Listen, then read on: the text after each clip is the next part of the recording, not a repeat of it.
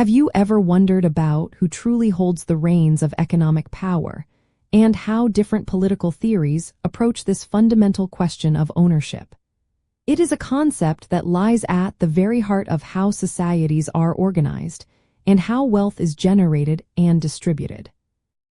In the theoretical framework of communism, the means of production are intended to be owned and controlled by the community as a whole, rather than by private individuals or corporations.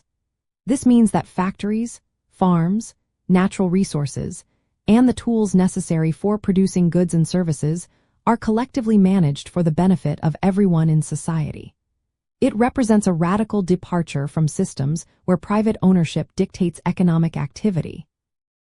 The why behind this collective ownership is central to Marxist thought.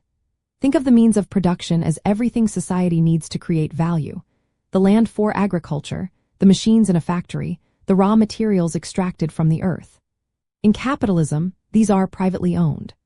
Karl Marx argued that this private ownership creates inherent class divisions between the owners, known as the bourgeoisie, and the workers or proletariat, who only own their labor power.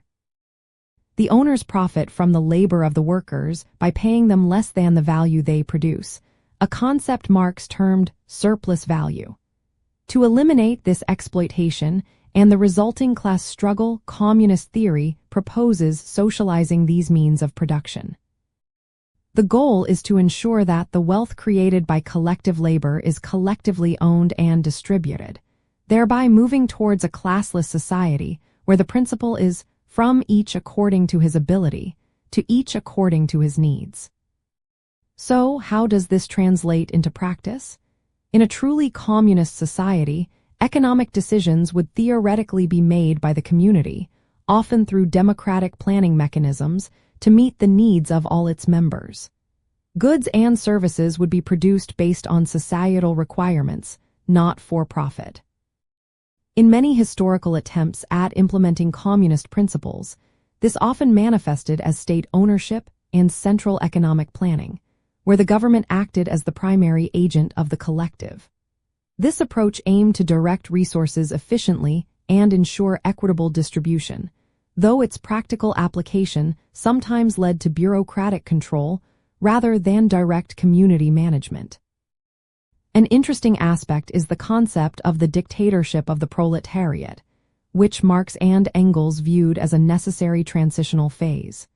During this period, the working class, through its collective power, would seize control of the state and the means of production from the bourgeoisie.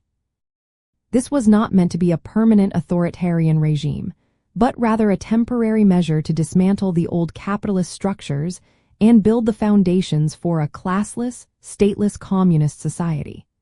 It was a crucial step in the process of what is called the socialization of production, moving from private hands to social ownership.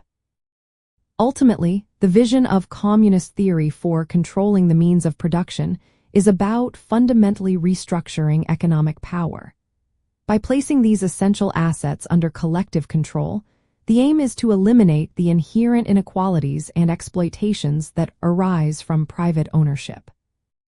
This collective approach is designed to foster a society where every individual's contribution is valued, and the collective wealth serves the common good, ensuring a more just and equitable distribution for everyone.